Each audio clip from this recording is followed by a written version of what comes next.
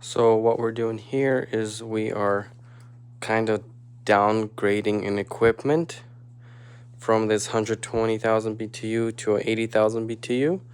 That's because this was a 4,000 square foot house. It was heating and cooling 2 floors in one system, but we initially went ahead and added one 80,000 BTU 3-ton in the attic, and this 80,000 BTU 3-ton in the basement. So each floor has their individual heating and cooling. So now we're taking this system, putting it in, and replacing the old 25-year-old system.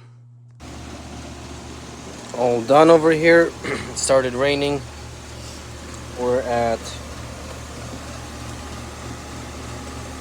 374 microns.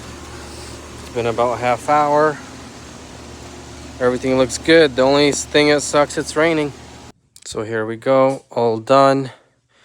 We have the April Air 4-inch media filter, an ionizer in there, and we also have the scent machine hooked up to it.